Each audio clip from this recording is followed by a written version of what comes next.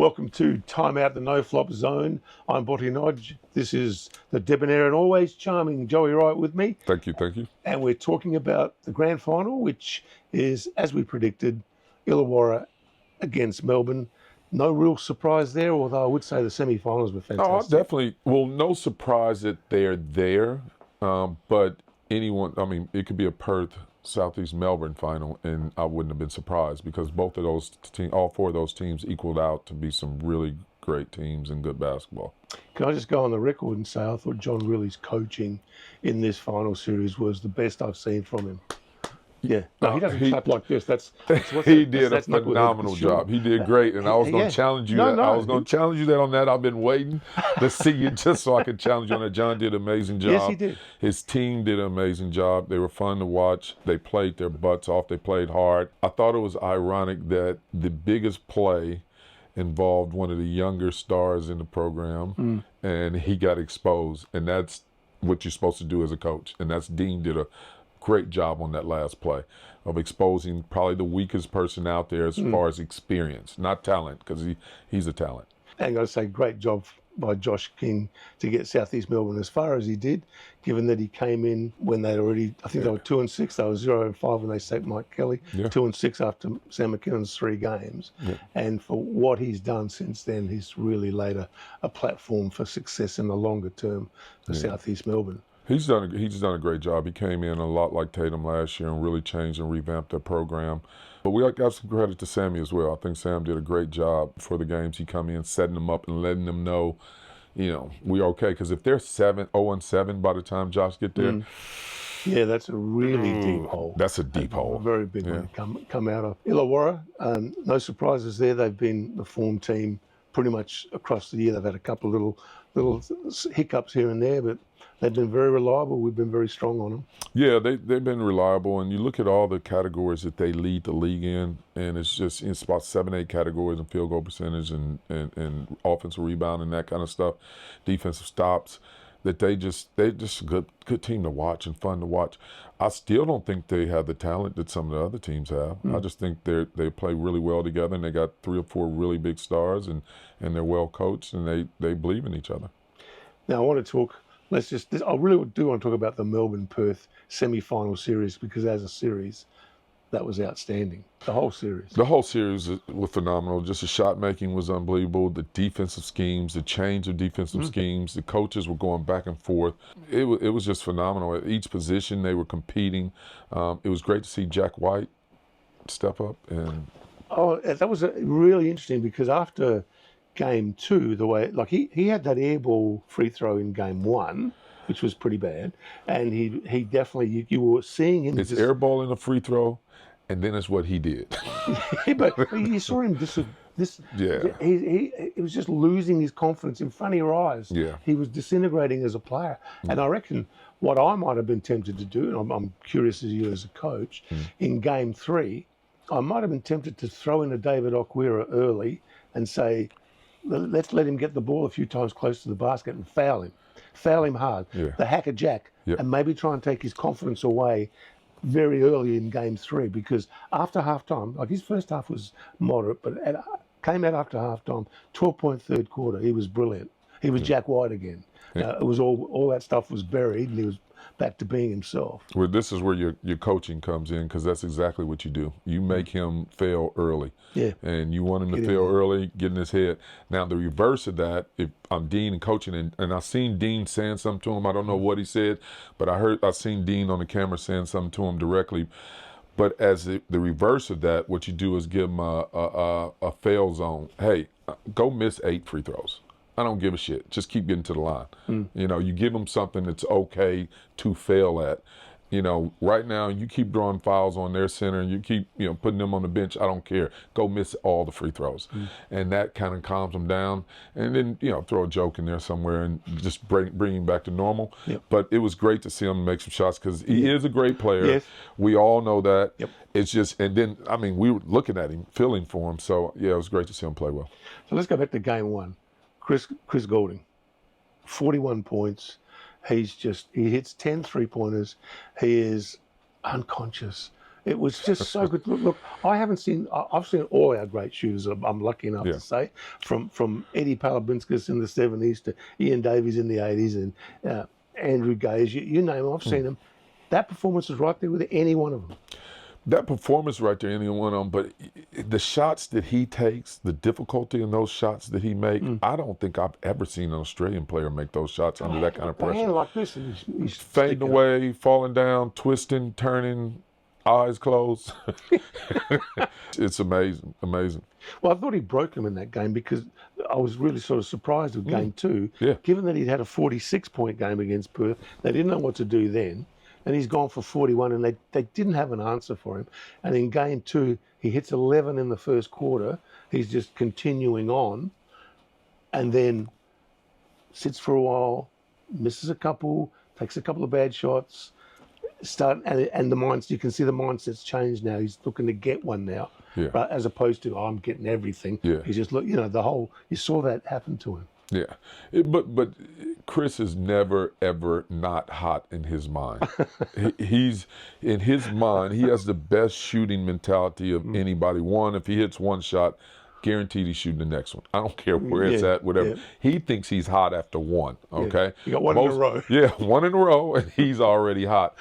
If he does miss, he goes, "Well, I can't miss again." So he's already confident. So if he misses a shot, he gains in confidence.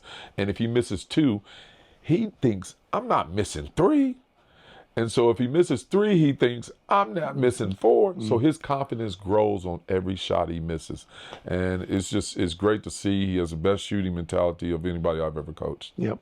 But then we got, in that game, Dylan Windler shows up and he's suddenly playing the way Andrew Vlahov told me at the start of the season. He said, that guy can play. I agree with it. Yeah. If coming into this year, if we took all the imports and said who we think was going to be the best, I would have said Dylan Windler. Yeah. Well, he's gone for 27 and 11. He's hit 6 of 7 threes. He's got the crowd revved up and into it, and they're feeling it. You can see the Perth boys are feeling it. It's the first time I've really seen him show a lot of emotion. Though players can play whatever way they have their own styles, whatever. But when you're playing bad and you're playing lazy and it looks lazy, and then you also not saying anything or showing any fire, it comes off really bad. It looked for part of the season like he didn't want to be there. And then to see him get fired up and show some energy, that was good to see. And then they bring that into game 3 in the early going when they're 14 up and Melbourne's a bit all at sea. I sort of thinking, hey, has the momentum really changed, or does Melbourne just have to pull itself together? And then we got this phenomenal game of basketball. Can Chris shoot like that for another 3 games? Yeah. See, the thing about that was interesting is that he's gone 6 of 6 from the 3-point line in the first half. You can't do better than that. Second half, he's gone 3 of 6. You'd be happy with that. I'd be happy shooting 50% from the 3-point. So he goes 9 of 12 from the 3-point line for the game. And really, during the period that he was off, Ian Clark was kicking butt like you wouldn't believe. Well, that's a good team, right?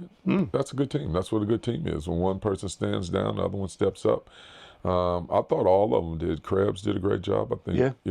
I think Delhi did a great job. I think they all got out there.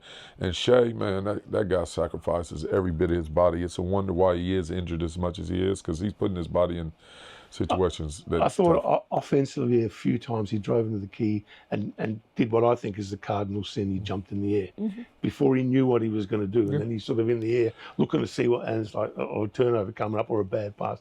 I didn't think he was aggressive enough for his own shot. He probably needed to take a few more shots. I just like the energy he brings. I just like the energy he brings. And he on that, I will give a guy like that 2 or 3 bad possessions in the paint. You just keep going down there, keep being a tough guy. Go down there. If you jump in there and turn it over, let's go the other way. I'll take those from him. Because Bryce is looking, and there he is.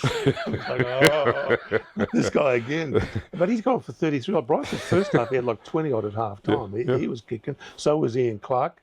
And then Christian Doolittle was special too, 37 and double-figure rebounds, I think. So, like, geez, Well, so many people. he's gotten better since he's been there, and that's another credit to John. Like, those guys get better when they get there. If you got players coming into Did the you hear program, that? That's a credit to John. you got players coming into the program, and they get better. Other players want to come. They want to come be a part of that, and those players want to stay. So all of a sudden, you start building the program. So I think Perth, you'll see them around the next couple of years. And then we go down. But we'll ask you a question about Bryce Cotton in a second. But then we go down to that last play where Melbourne is 3 points ahead, 112, 109. They go down, and Christian Doolittle has a three, misses, the ball ricochets out. Bryce has got an opportunity. He takes a three, misses. These are guys that have finished with 37 and 33 respectively, so they're feeling it. He gets it back, and he passes it to Jesse Wagstaff, who is 0 in this game. Yeah. 0. But the most experienced player in the league, and he swishes it. And he got 2.9 seconds to go. It's 112 all. It's like, wow. Yeah, we erupted. We don't have a dog in the fight at my house. Right. We don't really care who wins, but just great basketball, and to see Jesse knock that down.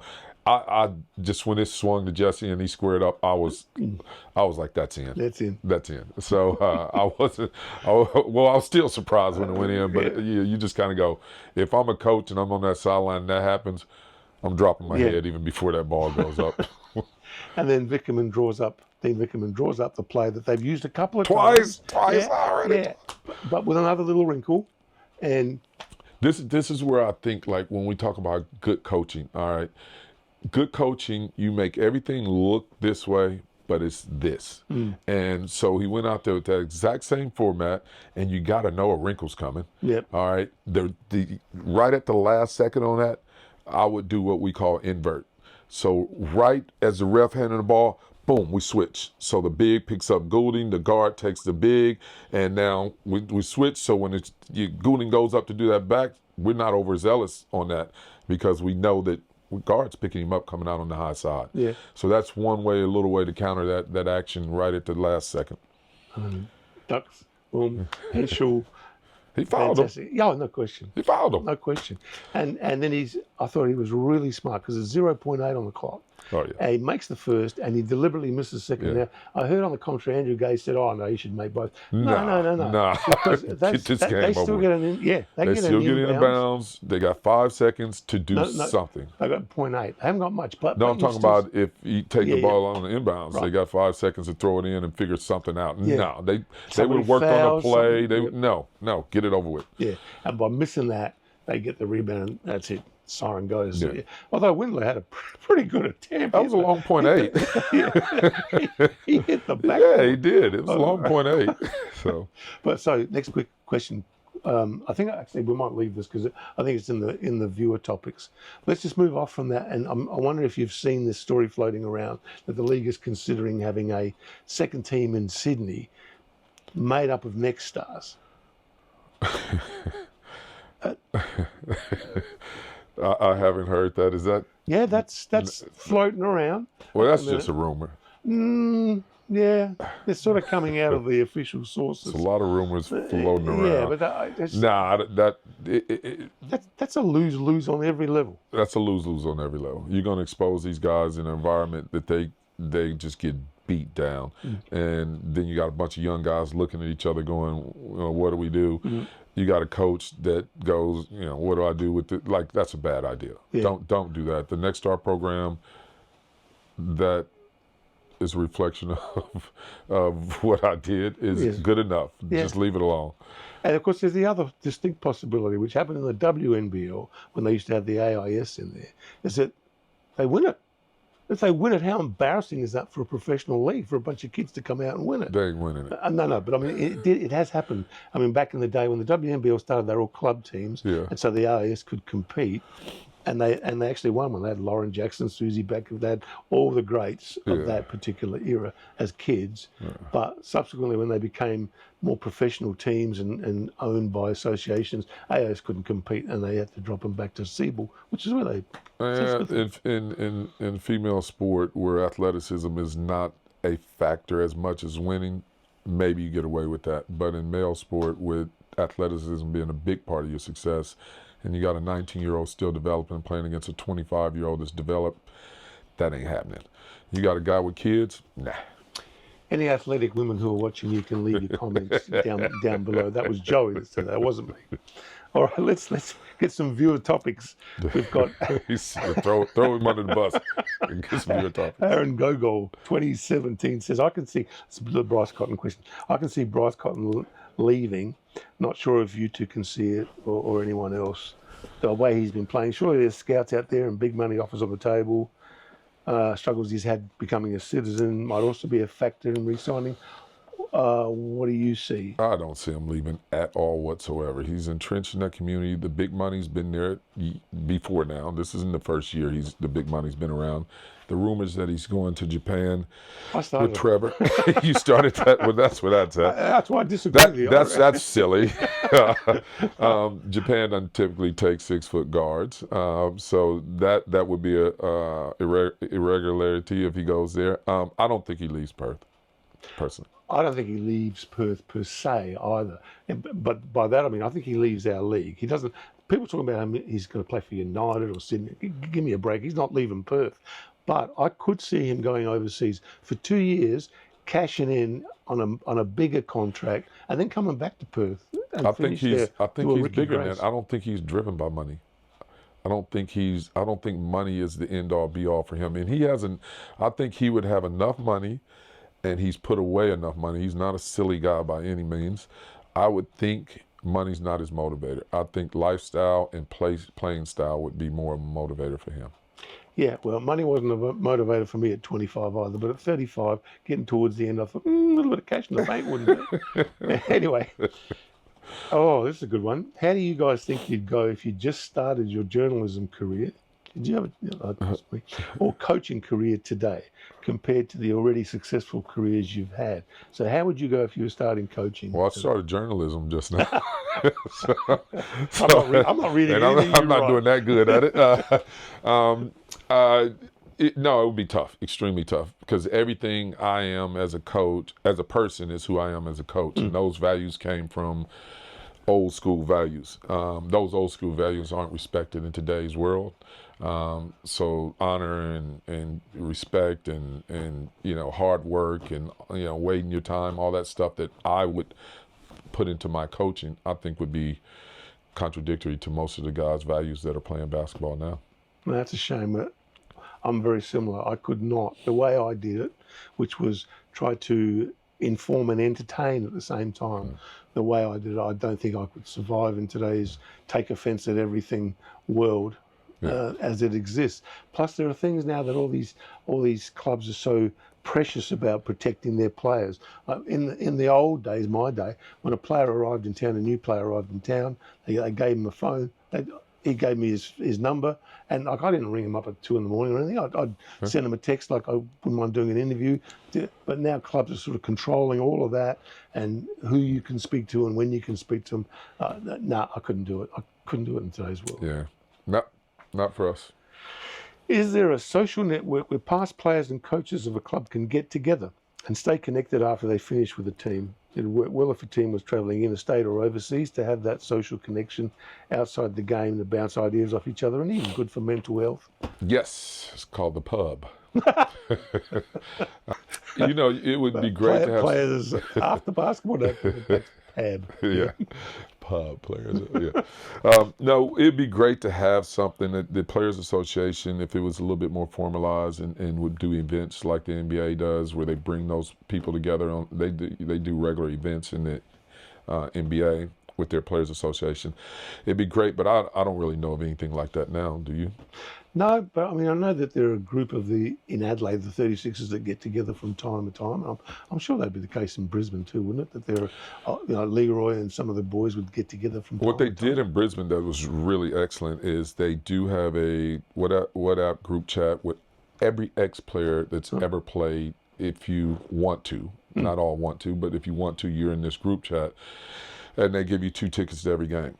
So in that group chat, we throw stuff back and forth. I mean, I don't throw a lot of verbiage back and forth, but if I want a ticket to a game or whatever, I'm up in Brisbane, I just put it in there, boom, they hit you with the tickets by email, no questions asked, and you get to show at the game, and they'll usually invite you in. They treated me really well at Brisbane.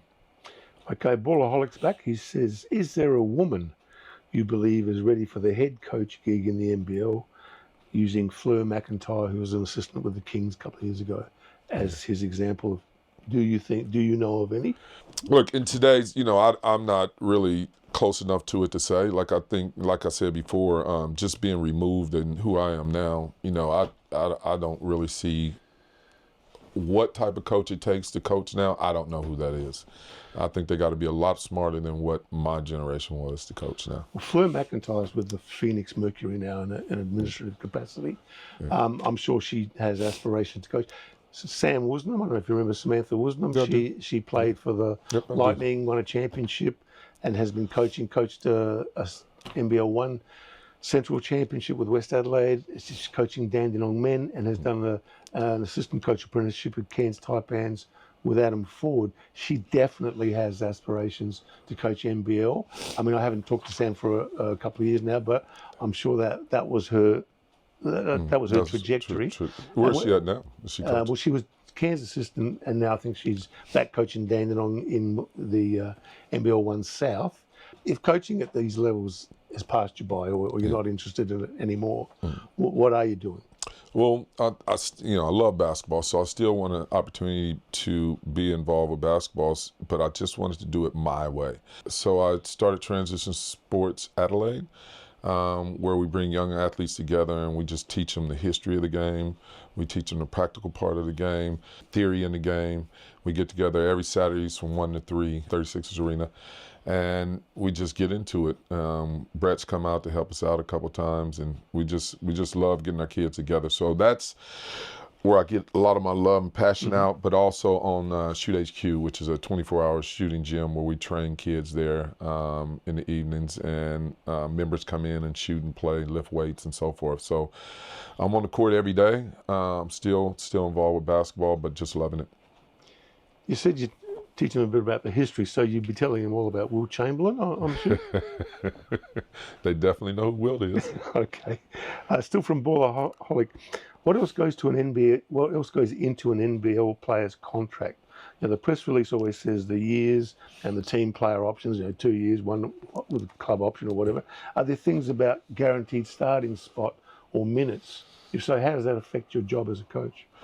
No, it's no contracts I've ever had any guarantees as far as playing time and minutes or anything like that.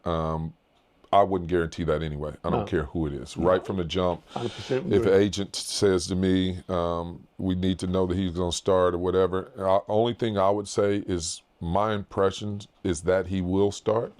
But if we get to camp and someone kicks his butt, he won't be starting.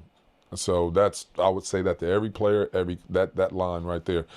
So no guarantees coming in. Most of those contracts are, fluffy stuff. They do have some commitments they have to do out in the community. Obviously, the contract values are in there, so how much they're getting paid and so forth, and cars and insurance and that kind of stuff. But nothing fun, nothing important, nothing you'll be excited about. Can I say, if a player wants, I'm a guaranteed starter written into their contract, I'm pretty sure I don't want that player, because that player's insecure. Because if they don't think they can walk in and win a starting 5 spot, they want it guaranteed. Yeah, that's a bit pathetic. See, I was so different as a player. Is I never ever wanted one bit of playing time I didn't deserve, and I could honestly look at a player and say he's better than me and he should be playing more than me. I didn't want to play more than the player that was better than me. So that would have been the stupidest guarantee ever for someone like me. I want to come in there, I want to earn my spot, because as soon as you earn it, it's yours. Like whatever you did to get that is going to be memorable to that coach. Okay, we've got one from the Fake Maker, who says, I guess it's more me being a fan, but it's always puzzled me how players can light up the NBL but not make it to the NBA, and others who seem like they're good players don't get there. He said, I remember Simon Dwight back in the day being touted as a surefire NBA star. Well, what happened to Simon Dwight was that he got an offer. Simon Dwight. That's what happened to Simon Dwight. And he said, "No, I'm not ready." Yeah.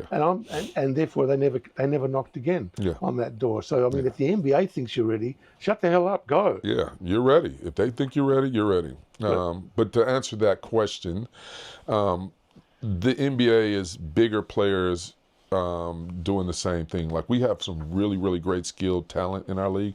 You take Chris Goulding, for example. He'll probably say he's taller than this, but he's topping out at 6'1.5", all right?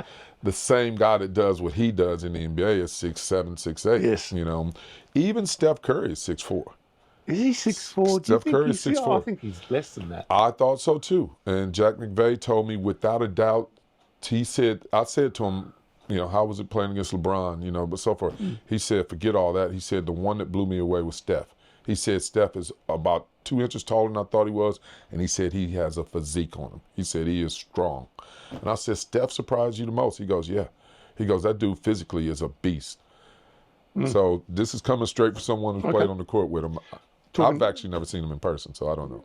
Yeah, he just looks slight. He looks to me little, you know, yeah. When you think of the guys that have changed the game, like a Wilt, a Bill Russell, Kareem Abdul-Jabbar, of course, these guys are a massive human being. Everybody is, And physically. here's this little guy who's basically changed the game. Not sure for the better, but not his fault. No, it's not his fault. Everybody wanted to copy him. Yeah, everybody wanted to copy him. Sorry, I didn't mean to be the greatest shooter of history. Okay, talking about Jack McVay, he got 7 minutes for the Houston Rockets, 6 points, hit 2 out of 2 3-pointers. That's really nice to see. And Jock Landale played the same game, started the same game, also only got 6 points. 7 minutes, 6 points. It's great. Isn't it just great to see? It's great to see Jack and for anyone that knows his story and what he went through to get where he's at, it's just phenomenal. It's just amazing. And to be a part of that journey has been great. It's been really good. Dyson Daniels, last game for Atlanta, steals the ball, makes the assist. They win the game on the buzzer. He's got to be a chance for Defensive Player of the Year, surely. I think he might. Yeah, he might squeak in there. Like, he's doing a great job, and he's starting to get touted for that. Like, people, you know, first thing people say, oh, how great is his defense? So as soon as that start happening, he's gonna get a lot of votes if he doesn't get it. Well, he still had 14 points and 7 assists in that game. So even though the focus is on his defense, it's not like he's letting you down at the other end. He's a good all-around player. He's doing great. Josh Giddey's gone for 18, 9, and 7 in Chicago's loss to Indiana. And I've got down here in my notes, Netflix. You've got Netflix, right? I do have Netflix. Have you watched Court of Gold? I have watched Court of Gold. It's pretty amazing. Sorry, we're laughing because it's our second take, because he'd forgotten. I forgot I'd watched it. No, it is really good. I didn't know the name of it when I was watching. I just got into it. It's a double edge when I watch stuff like that, because I watch it and I'm trying to learn everything I can, and then I go, for what? Yeah. you try to, so you sit there, and then halfway through you like, just relax and actually watch it for the enjoyment. So I actually had to start it back over and watch it again and just say, I'm watching this for the enjoyment. I want to see the camaraderie. I want to see this. I want to see that. And so I had to watch it over, and I do think it was really good. Yeah. Okay, we're back to tell you how the Grand Final Series is going to pan out. I'm predicting that Melbourne wins it in 4 or loses it in 5.